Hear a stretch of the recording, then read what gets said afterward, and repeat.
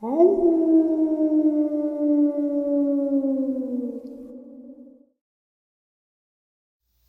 and salutations, everyone. I hope everyone is still doing well, and welcome to this second bonus of the evening. Before we jump into it, a couple quick links. As many of you know, I rely on Patreon, PayPal, channel membership, and the merch to help the channel to continue to grow and go.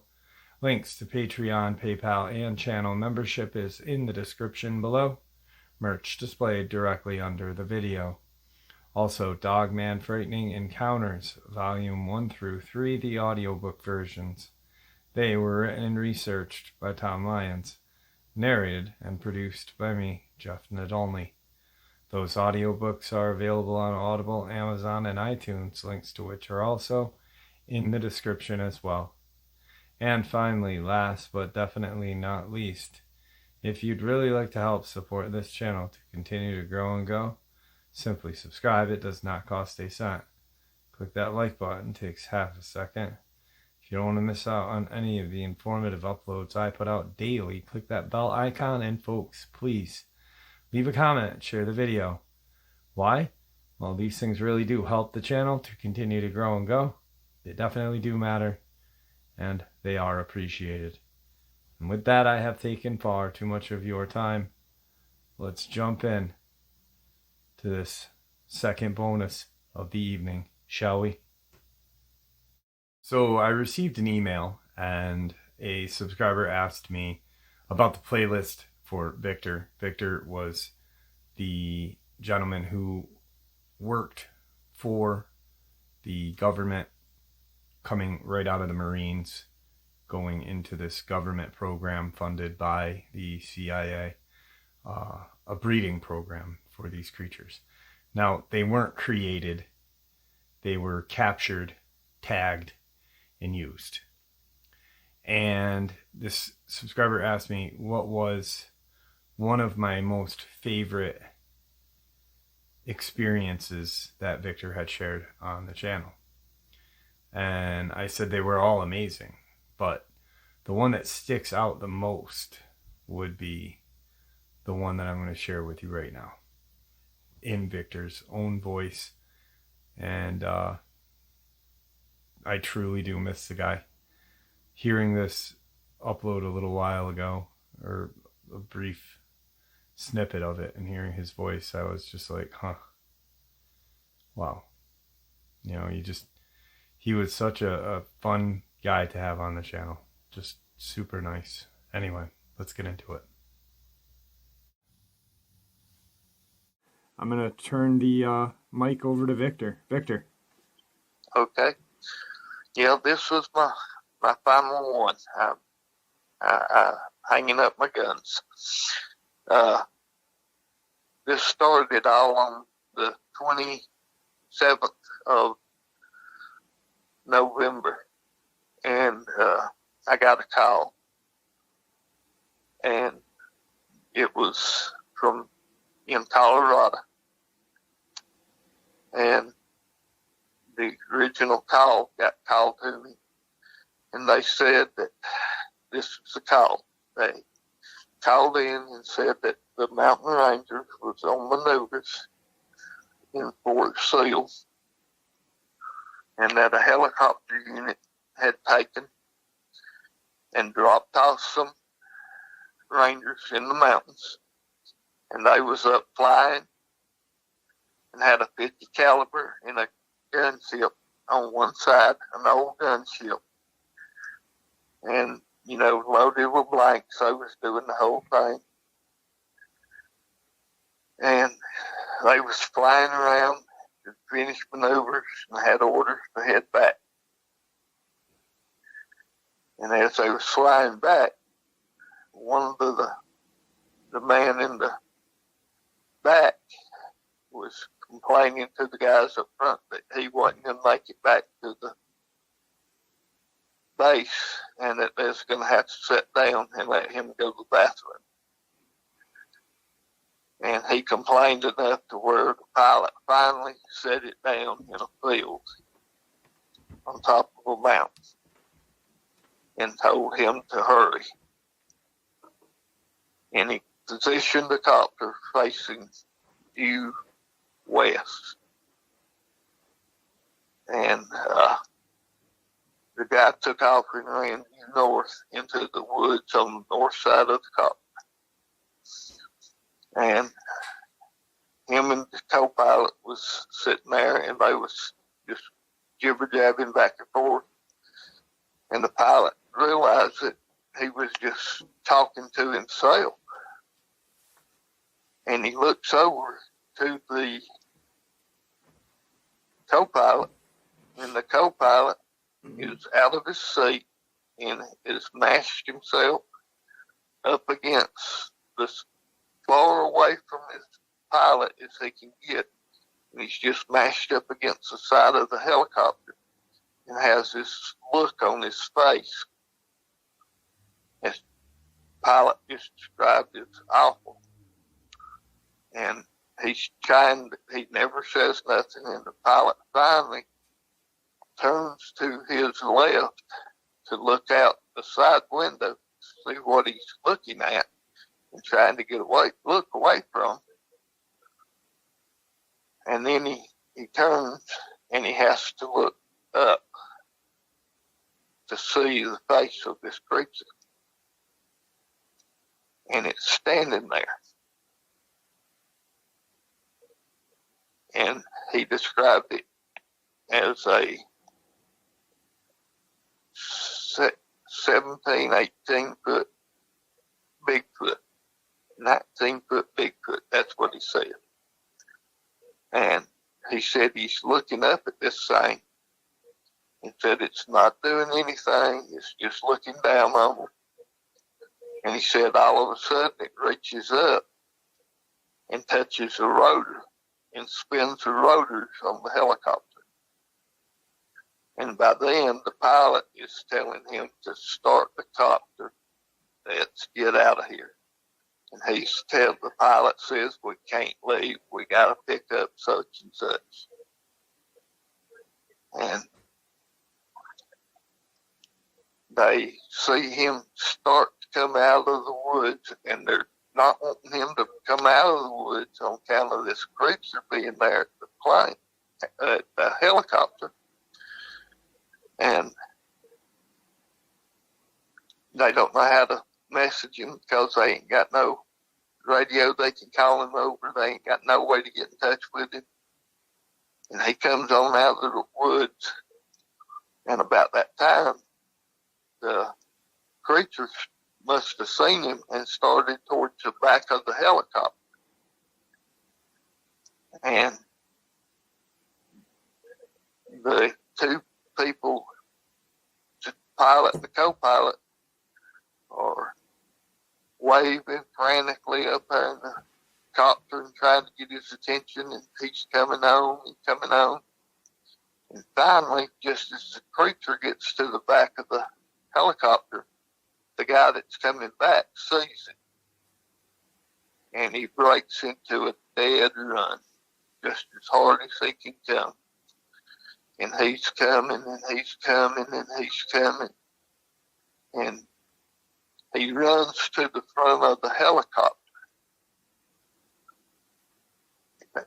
And the only way that he can get in is either to climb up and get in the front with the two pilots, and there's no room up there for him, or go in the side door where the 50 cals hanging out, and that's the only two openings. And they can't let him climb up in there with them. And this creature's at the back of the copter, and he's at the front. Well, he starts around the front, just looking around to see where it is, and it starts back around the front on the south side of the helicopter. And he starts back on the north side and jumps in the door and hollers for them to start it up. Well, meanwhile, the Bigfoot creature had moved back around that side and it's coming up the side of the helicopter and gets right there to where the door is and locks its hands on the side of the door and starts to pull itself inside. And it takes these helicopters so long to crank. The rotors are just now starting to spin. And it's pulling itself inside, and this guy's got no place to go, and he don't know what to do. And the only thing he knows to do, he jumped into the braces on this 50 caliber, throws it across his shoulder, and lets go with the 50 caliber, points it at it, and just turns it loose with everything, just blanks. Well, it scares this creature enough to where it let go. They was able to get the helicopter off the ground. They flew back to base, and they called the law and reported to the law. And with the law, they called the DNR because DNR, they didn't know what to do. And DNR called the right people, made phone calls, got them notified, and I spoke with them. This is the story they gave. So that day I sent 2 agents out there. And got out there, and they talked with the people. And, you know, people exaggerate heights. So the guys went on out there. They had automatic weapons, 308 caliber. And the 2 agents went out there, and the next day they flew them up there to where this had happened. And they called me back and say that the footprints was 25 inches long, 11 inches across at the toes, and 8 inches at the heel. And they was in solid ground. They was 2 inches into the ground. So he said, "We might need some help on this one," because they figured it was, you know, the one we'd hunted in Idaho and Montana. So I sent 5 more agents. So I've got 7 agents out there. And the 27th, the 28th, I didn't hear nothing back. 29th, I heard that they was on its trail and that they was closing ground on it, and that it was zigzagging just across the northern part of Colorado. You know, wasn't trying to make a run for any certain place. It was just zigzagging across, back, running north, south, north, south, north, south. And then on the 29th,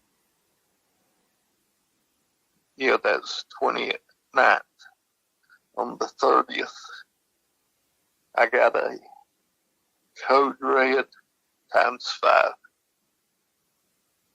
And as soon as I got that, I had to, I myself,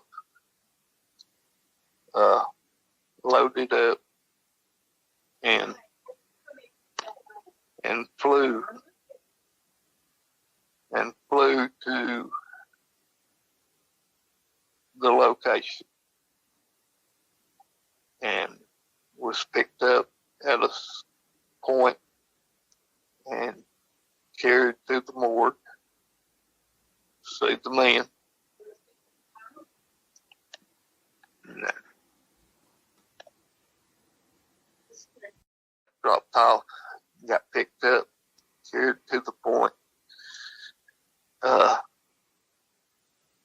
Had been by the morgue and seen what damage he'd done to my man. He killed 5, and I had one in the hospital, and one that had told me what had happened. He came in while they was camped at a certain location,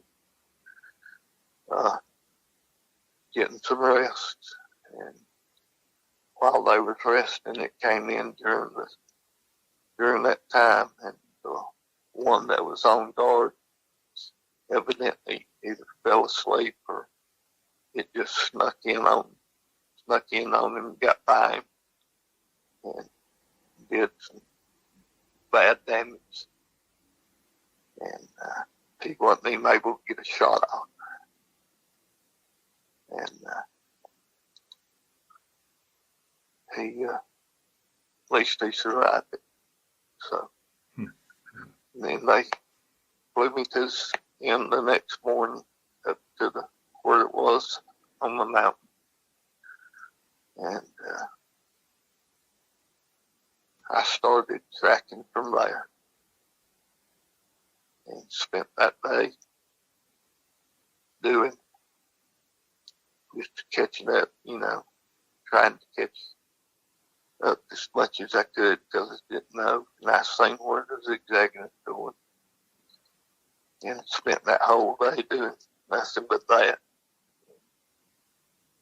Just staying on the trail. And all night, that night, I was able to track because of the moon. And nearly a full moon.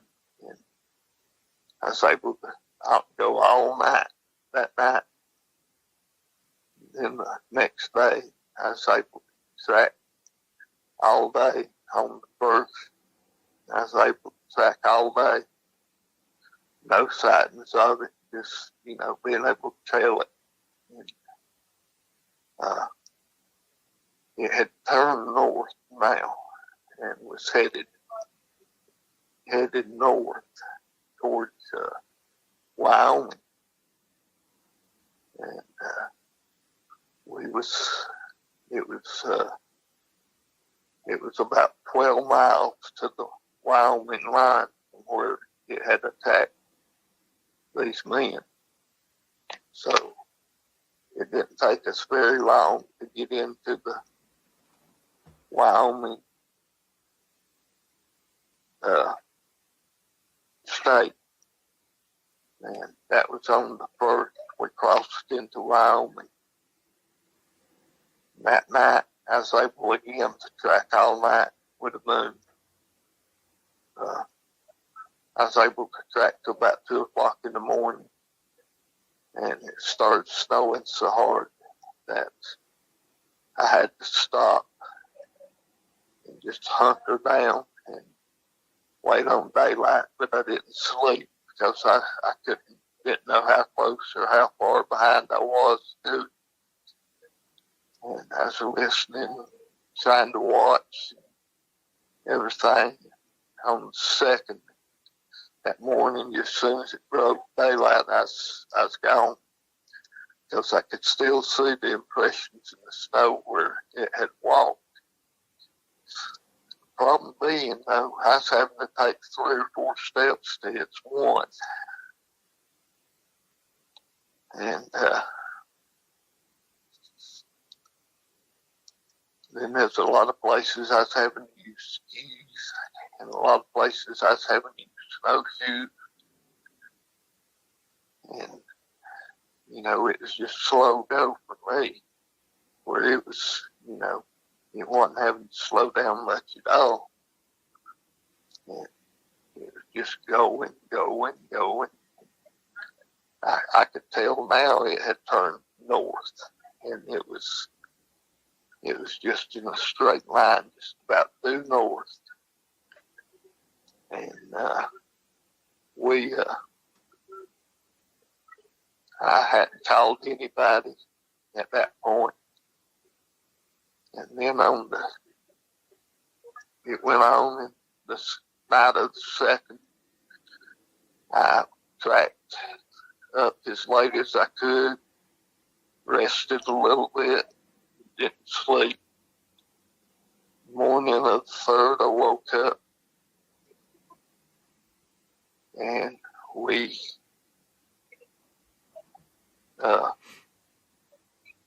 I started on down, following it. This was the furthest I traveled in the day, was on that day. I probably did, I don't know, 35 miles that day. May have done 40. I don't know exactly how far I made that day. I know I did a long way because I was jogging, and I done it all day long. As far as what I had on me, I had a pack, very little rations, and I probably didn't have 15 pounds on my back. My rifle, and didn't have like 15 rounds of ammunition in it altogether. And, I was traveling light. I knowed I had to travel light so I could make good time. And sleeping bag, like I said, 15 rounds of ammunition. My rifle, sleeping bag, just very, very little food. And I was traveling, I was not eating, not sleeping. And drinking good mountain water. Just trying to catch up, seeing all kinds of game. Animals along the way, elk, deer, 3 bear. In this thing, I wasn't seeing where it was stopping eating itself. It was almost like it knowed it's being pushed, but it hadn't seen me. It couldn't have known I was on its trail. At that point, it couldn't have known I was on its trail. And the night of the third, I tracked all night long. On the morning of the fourth, I sat down and I was overlooking a big gorge, and just figuring my way to get around it and over it. And this was the morning of the fourth, and I seen it get up. And this was the first sight I had of it. It was about 650, maybe 700 yards away. And I was thinking, well, do I take the shot? And the wind was blowing. I was tired, and I didn't know if I could, I just didn't know if I could hit it at that distance with that 458. My mind wasn't functioning good, and I didn't know if I could hit it at that distance. I just didn't take the shot. It stood up, and it's like it looked straight at me. And it stood there and just walked back and forth to the sides for like 2 minutes. And then it was gone. And I got up and I was gone. And it took me like 3 hours to get to where it was. And, and that was 650 yards. So I pressed on all day long, never seen it again that day. But I know I got within that close range to it, so Sleeping was out now at any time. Fourth day, nothing else happened all day, all night. Same thing, except I ran into some bad weather and I had to stop. Had to try to find shelter because it wasn't cold enough for right. It wasn't cold enough for it to be snow. It was just sleety ice. Had to try to stay dry. Finally found some elms and got up underneath them. That kept most of the rain off with my rain poncho. I was able to stay dry mostly for the night. And got up the next morning, and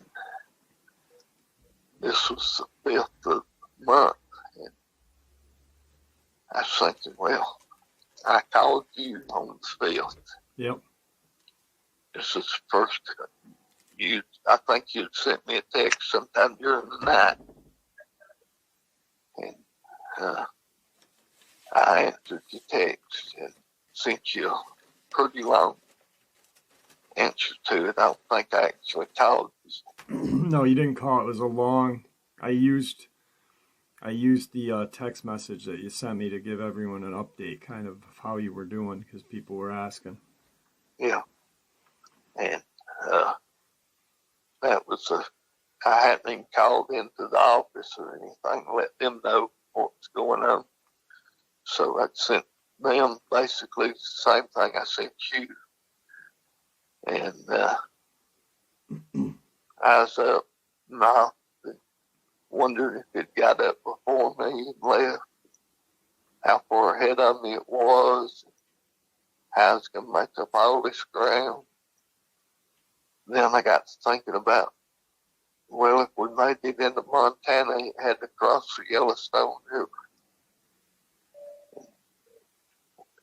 That'd be a good place to, if I could get ahead of it, or get there by the time it did be at the river, I could, get it before it crossed that river. That'd be a good place. And that was my goal, to get to that river before it did. And I know on the trajectory we was going, I was trying then to find me an easier path, try to stay close enough to its path, know if it changed course on me, And then that 5th night, I was wore out. I know I was going to have to rest and try to sleep. And when I stopped, it was about 2 o'clock in the morning. And I could hear something. And it sounded like snoring. And I believe I was close enough to that thing that night that I could actually hear it snoring. But I couldn't see, and I was scared to try to find it in the dark because I didn't know if it could see better than I could in the dark. I didn't have no night vision with me. I didn't carry anything extra that I didn't even think I would need. I didn't carry anything like that. No night vision, no nothing. I just went with the bare minimum. And next morning, I'd slept about 4 hours. I was ready to go again. This was the 6th day. And we was up daylight. I was gone. And I found where it bedded down, probably 250 yards from it. And I figured that's what I heard.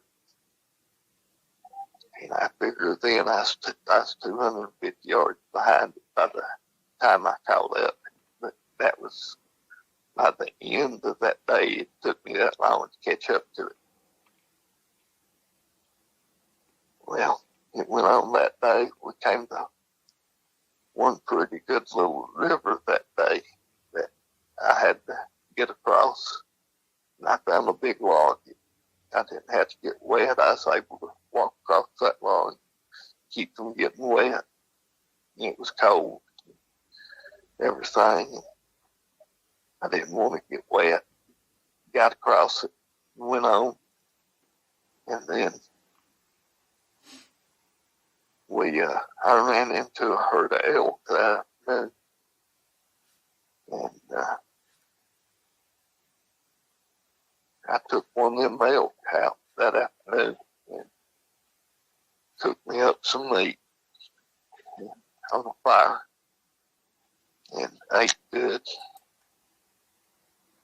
and built my energy back up, a little bit, and got ready and went on through the night and came up on the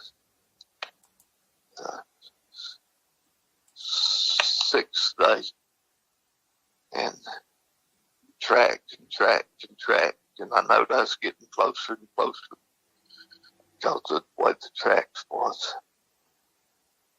But still, I was having to take 3 hits, one.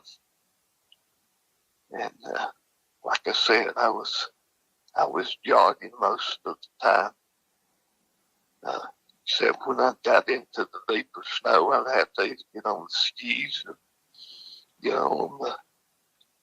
on the snowshoes, and I'd shuffle as fast as I could on the snowshoes, and just kept going and going and going, and at night it was the same thing. It's just a repeat. And then on the 7th day, about halfway through the day, I was close enough to it that I could hear it, and I could see tree movement, but I couldn't actually see it. I could see it moving trees going through the woods and everything, but I couldn't see it itself. I could just see the trees moving from side to side as it went through them. And it would go through heavy brush. It didn't care. It'd go through the heaviest brush it could find. Seems like trying to slow me down, which it did. And the more it slowed me down, seems like the further ahead of me it got. And I just kept on pushing. And we got up. And 7th day, same thing. 8th day, same thing. 8th day, I was catching up. We got into the aspens, and we had just got broke into, on the 8th day, we had crossed into Montana and was pushed towards the Yellowstone River. And it was going towards that Yellowstone River, and I just couldn't push myself to get there anymore. And I laid down probably 500 yards from the river. I had a clearing where I could see this big opening down through across the river. And I laid down and slept for about 2 hours, and I woke up, and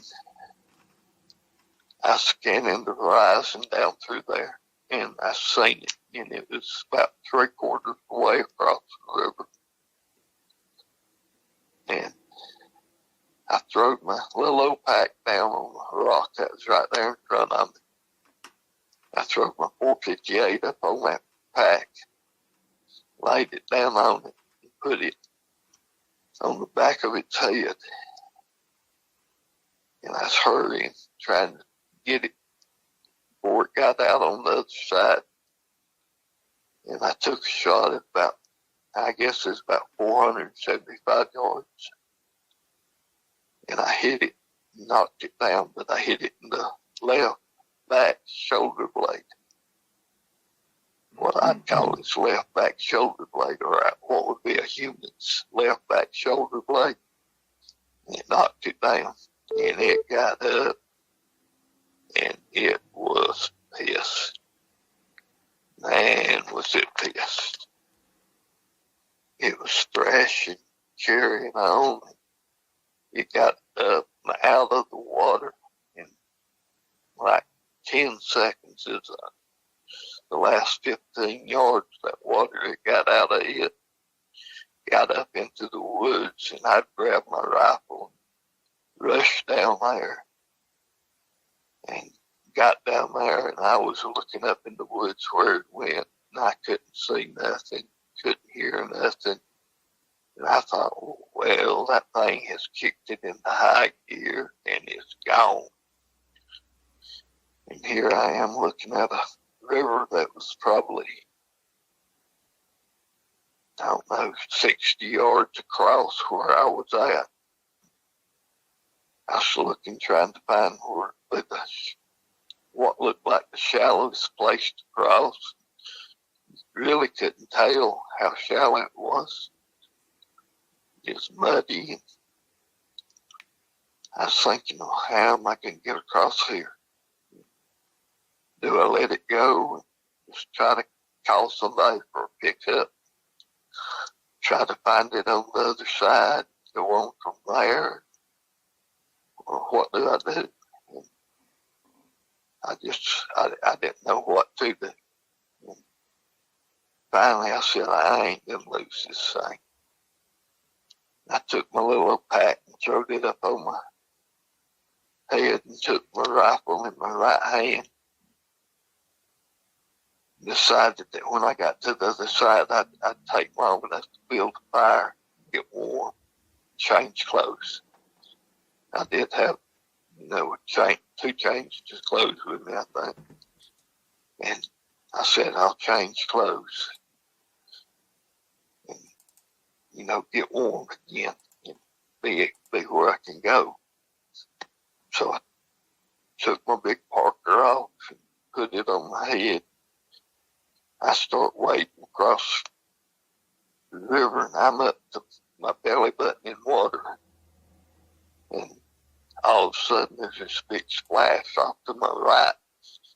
And I jerk around to see what it was.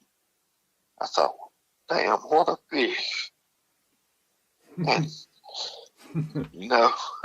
I thought, and I start to turn back around, move on. About that time, something hits about 8 foot in front of me. Big, huge splash, threw water all over me. I realized it wasn't fish. And then I seen the next one coming.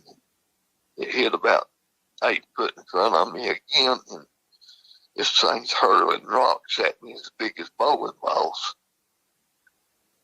And I stood there and threw 2 or 3 more. I'm thinking, well, heck, boy, I got to back out of here or something. And it just keeps hurling these rocks the size of bowling balls at me. And I said, well, if I back up, I ain't gaining no ground. I said, if I move forward, maybe, my chances are it won't hit me. Or if it does, I'm done anyway. So I start on forward, and it just barrages me with just rocks size. Some of them got within 2 or 3 foot of me. It just awful there for the next 7 or 8 minutes till I could get out of the water.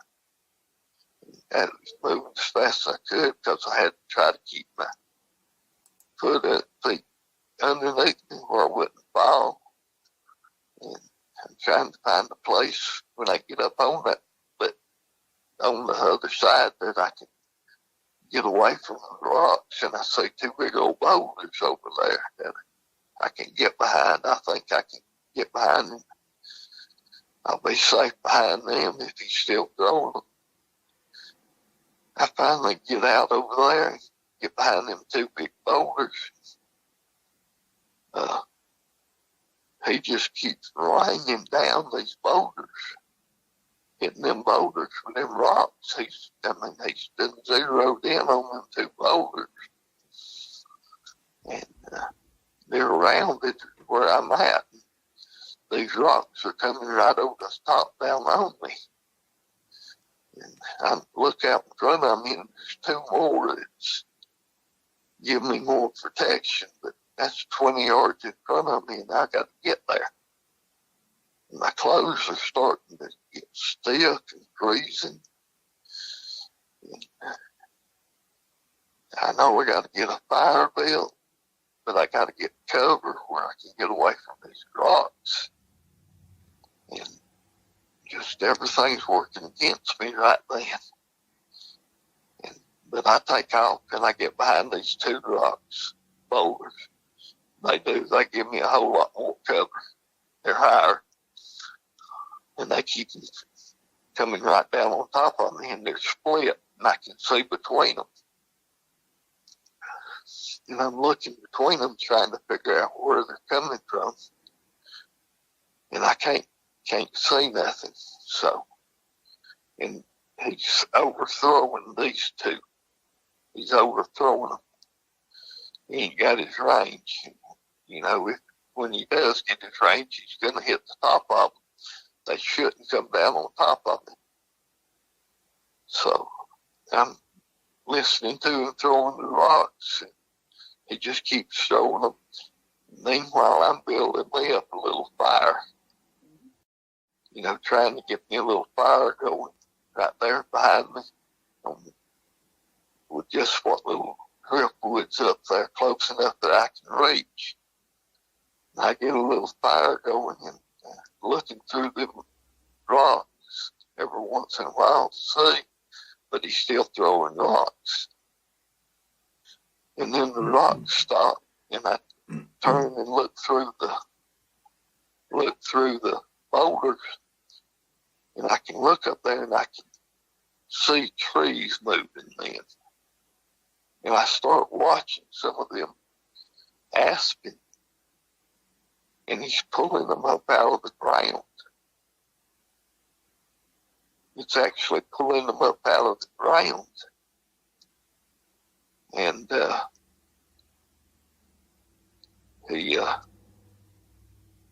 he pulls 6 or 7 up out the ground. And finally he pulls one up he must like, because he twists the bottom ball off of it. And he runs his hand up it till it's about 20 foot long, and he breaks it off. And he's made it like a club. It's about 20 foot long. And then I notice it just gets really quiet. I can't see him.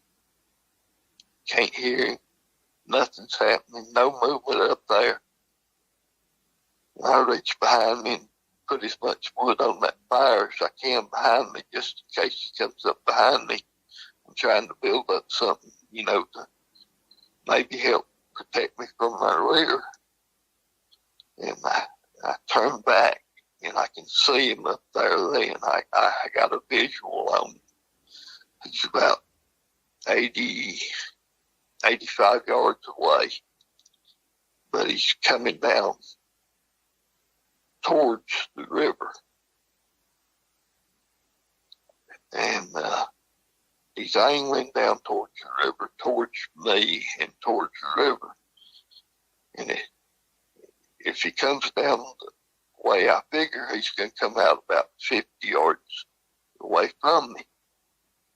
And I'm looking around the edge of the rock, trying to see where I can get to have a shot on him if he comes out. And I do. I've got a perfect shot on him if he comes out around that one place. And I decide that's where I'm going to make my stands, right here on beside these two boulders.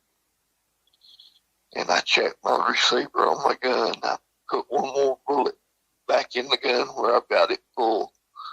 You know, them 458s don't hold but 4 shells. So, you know, one in the tube and 3 in it. So 4 shots is all I've got. And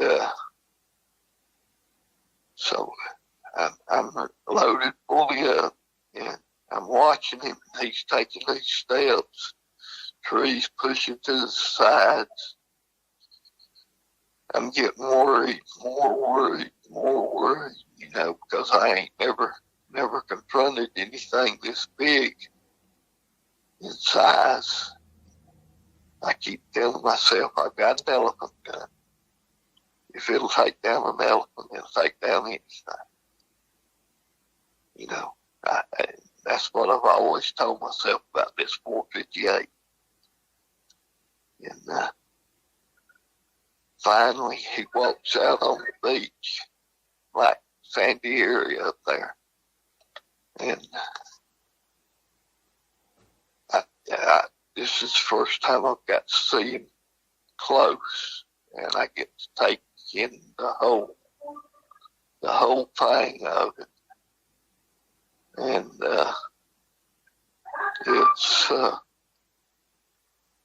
it's pretty amazing to see it, but I was also pretty awestruck at what I was looking at.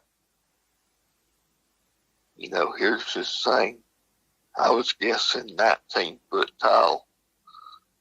And I was guessing it to be, I thought it weighed more when I first seen it. I was guessing, when I first seen it, I was guessing 2,800 pounds when I first seen it. But then after everything took place, you know, I realized it wasn't as heavy. But it walked out there, and it had that club like in its right hand, and it's making these motions. I decided, I found the point that I said, when it breaks that point, that's where I'm gonna take my first shot. And it don't take long for it to, you know, one of its steps, 12 foot. That's about what it was taking in one stride, 12 foot in a stride. And I was, you know, at 30 yards, that's where I was going to take my first shot. And it came out about 50 yards away. So it didn't take but 2 or 3 steps, and I was ready to make the shot. And I decided my shots was going to be, I was going to take a head shot. And if it didn't go down with the head shot, I was going to put one in the chest. And then I'd have went back to the head. I had an explosive bullet in my gun. I wasn't shooting solids. I was shooting 550 grain explosives that normal people can't get. These were special bullets. And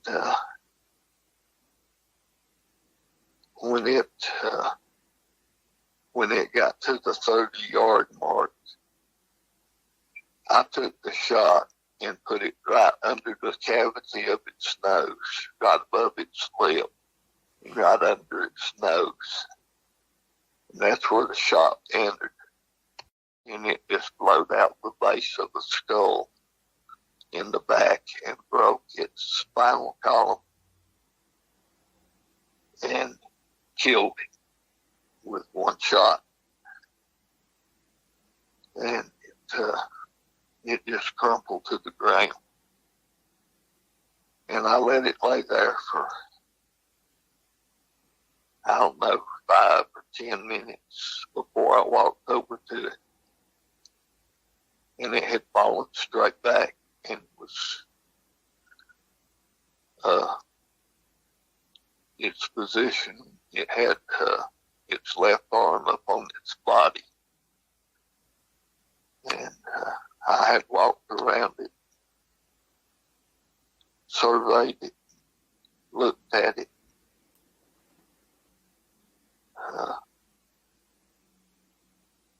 Got my heart back under control.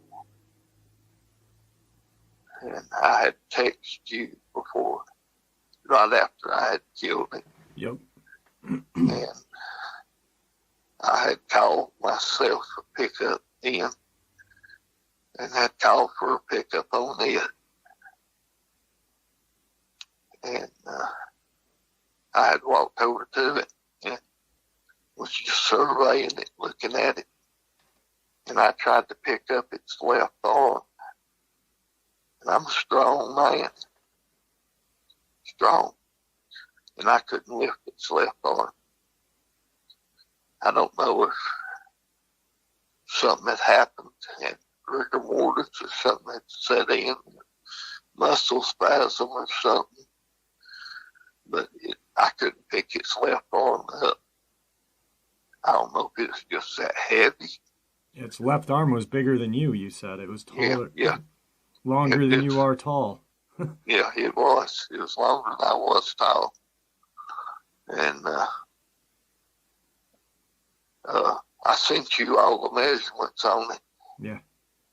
19. And, I think I got them in my file here. You got them available. 18'7", I think. Hang on one second.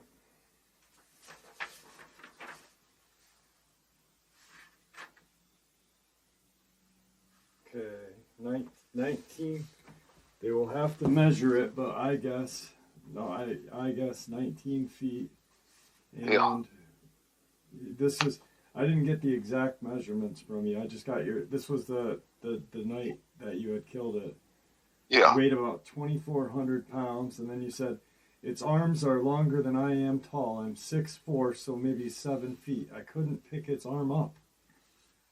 Yeah. Yeah, that's right. But it was pretty amazing.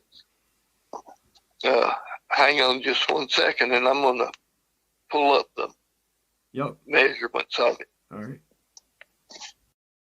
They classified it as a troglodyte, Troglodyte.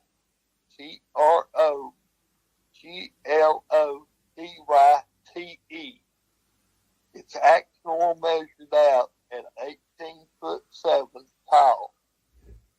It weighed 2,375 pounds. Its arms were 6'9". Its legs were 7'4". Across the shoulders was 73.25 inches. Wow. Its hands, if you spread your hands and measure from the tip of your pinky to the tip of your thumb, it's measured 22.75 inches. Its feet was 26.5 inches. Across the toes was 12.5 inches. The heel was 8 inches. Across the waist was 46.75 inches. Its head is 23.25 inches. Is that in circumference? No, that's just from like the chin to the... Okay. So that is a large creature. Yeah. And they came and picked me up and brought in a detachment. I brought 22 men in. a cargo net and rolled it onto the cargo net and hooked him up and flew him to Fort Sill. And out of Fort Sill, they put him on a bigger copter and took him to Virginia. And that's where they got all these measurements. Now, was its fur, it was like an orange color, right? An orangish color? Yeah, orange. Did it have, couple quick questions. Was the digits, so its fingers, were there 5 or 6? 5. 5? All right. So I'm assuming 5 toes as well. Yeah, 5 toes as well. So this was probably the one that you guys were tracking during that Idaho up through to Canada. Yeah, probably was. And this one was angling back towards that area. He was on the straight path for back to that 30-mile stretch. So it was like he was headed back to there. So I figure it was probably the same one. Yeah. Now this one would probably go in record books. You know, I mean, for you guys in your record books, the scientists and stuff like that. Had they ever? I mean, are you able to talk to some of these guys sometimes? Yes, all right. I get to talk to them all the time. So, did they say this is probably one of the biggest they've ever heard of or seen or ever? This is the biggest one we've ever had. Wow. Yeah. They don't even, they said that as far as the Bigfoot, that they classified, the biggest one they've ever classified other than this as just regular Bigfoot was 12'8". So that's like 6 feet taller than that. That's insanity. Yeah. I remember I got the message and you said I could lay on its chest. Yeah, that's crazy. I crawled up on it, just let it go. Yeah. I killed the one down in Fouke that was 12'4". Right. And it was small. It seemed small compared to this. Yeah, I can't even imagine seeing something that, I mean, that's 3 times the size you are. And yeah. Now, you made an interesting comment to me, though. And you said, I think I could have killed it with a 308. Do you remember that comment? I do. Now, why do you think that?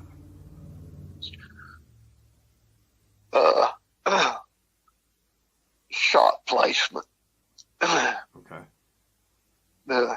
I was close enough that I could make a perfect shot on. All right. And I don't think I could have done it at a long range. I think I could have done it at 100 yards with it. Right. But them guys, I think they could have done it had they been awake. I think they would have took it out that night. Yeah. And it was a horrific scene. And they had bigger guns. One of them guys had my .458. One of the agents lost his life that night, had my .458. Yeah. Jeez, that's just, it's unimaginable that something that large is just walking through these wilderness, But it's hard for me to, I was 85 yards from it to start with at that one point. You couldn't see it. Yeah. And then, 10 minutes later, there it was, 85 yards from me. It's just it's almost like cloaking that, you know? Yeah. Yeah. Like Goliath and Samson or whatever. Samson versus Goliath. Yeah. It's just insanity. Now, was its teeth? Could you see its teeth when it died? Yeah. Were they like our teeth, or are they different? They were square. Okay. Square. So like chiclets, large chiclets, kind of. Yeah, that's right. Yep. I wonder That's if a that's good description. Grinding its teeth, or how it chewed, or maybe eventually just like grinded them down to a square or whatever. That's strange. Yeah. Were they able to estimate an age of it? They hadn't came up with an age of it. They haven't. Okay. No. I'm guessing old. I mean, geez, I'm a crow. Yeah. It was a male. It was hung like a horse. Yeah, I kept texting you when you messaged me every once in a while. I'd say, shoot it in the dick. Yeah. Yeah, that would have been easy. So that it was exposed. You could actually visually see its member hanging out. Yeah. Holy shit. Yeah. It was there for the whole world. The hair on it was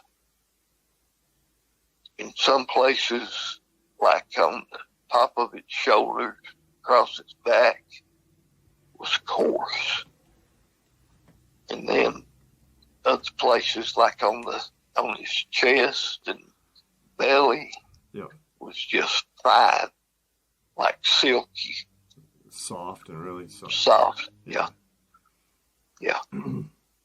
Like it had two different types.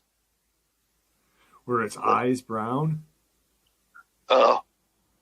Yes. Yep, they was. I can't imagine. Brown as could be. It's just, I mean, like when you first told me the story, and you told me how it spun the blade of the rotor, I thought of like, you know, like a circus ride kind of just, and then how when they got away with the 50 cal with the blanks, it's just, you know, so it definitely knew what firearm was. So it's had an I bet it's had a very interesting life. Yeah, I bet. Yeah, with them shooting at it like that, I'm sure it's been shot at. Yeah. Yeah, and it knows what a weapon was or a gun was. Now, when it came at you with the club, the aspen tree there, did it grunt or make any noises? I think it was grinding its teeth at me. Huh. I think that's the sound it was making. Other than the snoring that one night, did you hear any like yells or anything? Or yeah, that when I started to take that first shot, it was screaming, and it was awful. Yeah, I'm sure. I mean, it was just like it was right on top of me. And it just didn't get no better. No, I mean, it couldn't got much louder, I don't think.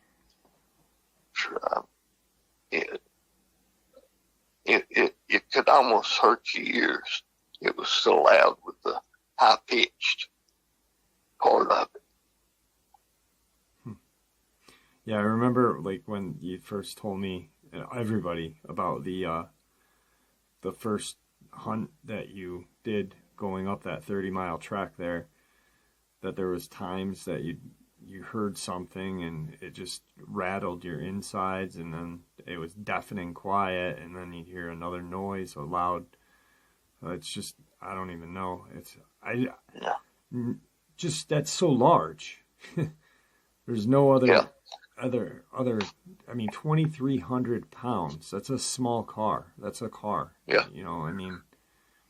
Yeah, and to hear it go through some of the thickets it went through, it just sounded like a bulldozer. Yeah.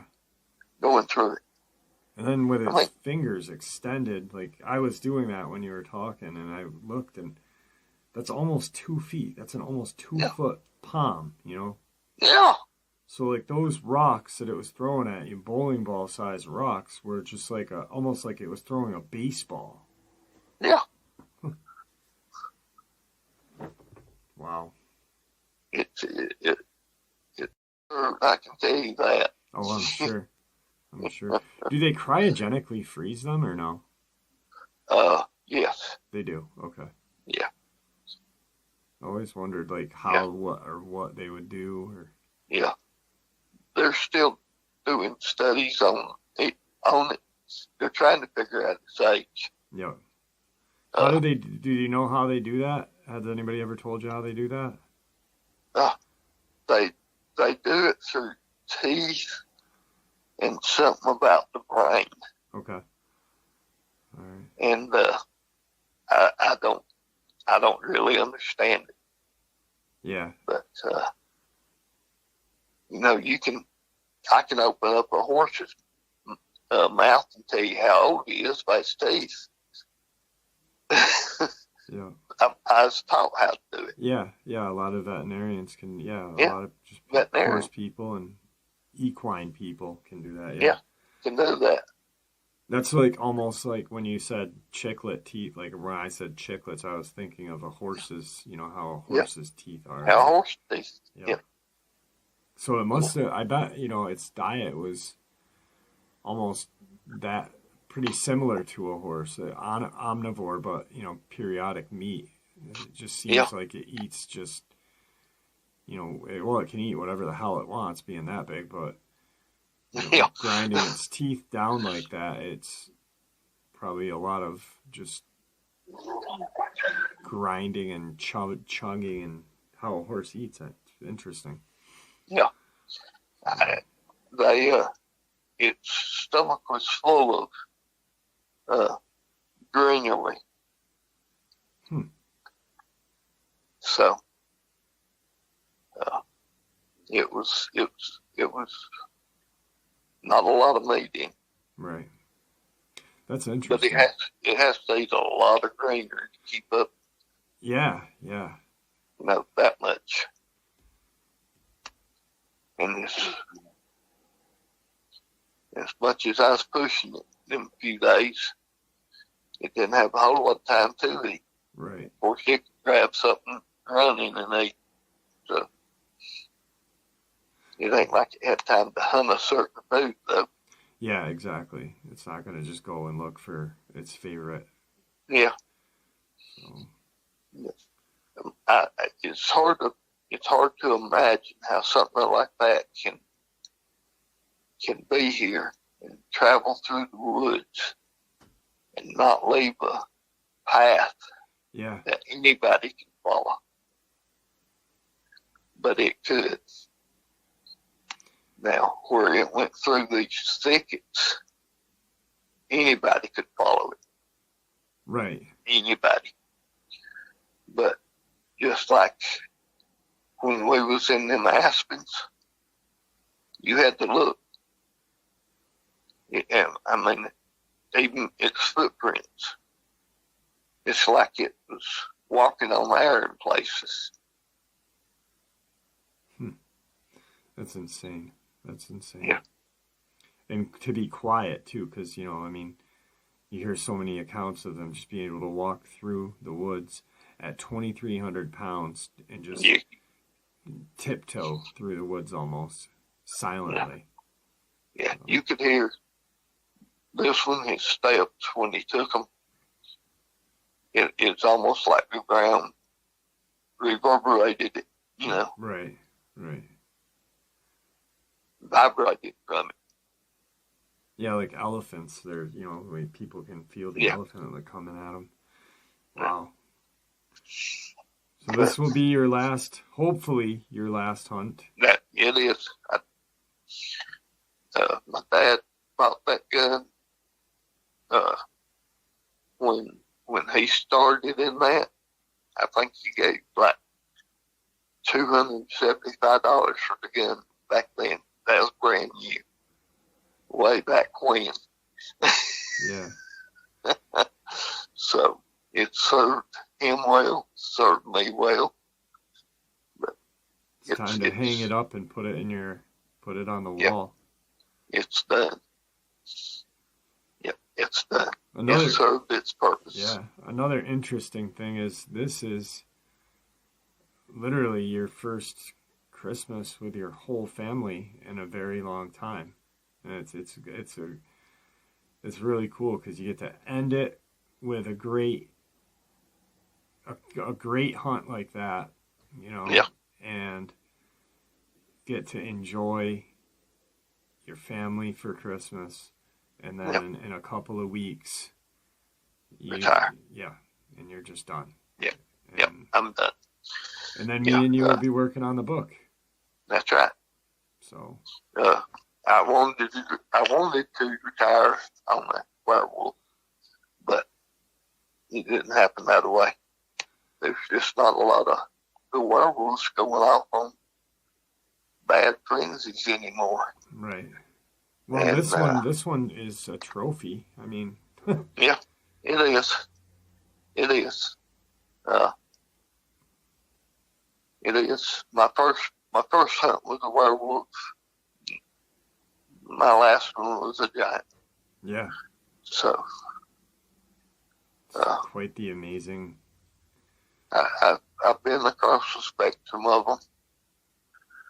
So now I'll have more time come the 15th of next month. Yep. And I hope to be able to stay down here till the 8th, but we'll see how that works out. Yeah.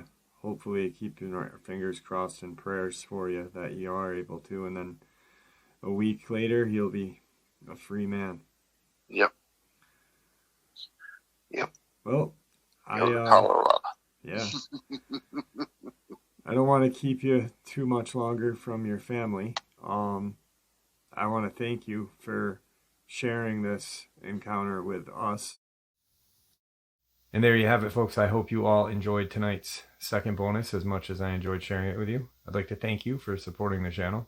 It is your support, after all, that helps this channel to continue to grow and go, and what gives us all a place and a chance to share our experience and theories judgment-free. Everyone is simply treated with the respect that we deserve. Please, everyone, stay safe, happy, healthy, and ever vigilant, keeping an eye on our children, pets, family, and our friends. These creatures are real. These events have happened. Share this information with those you love and care about, and it may just help save their lives some night. Until next time, never stop asking questions, never stop searching for the truth, and God bless you all.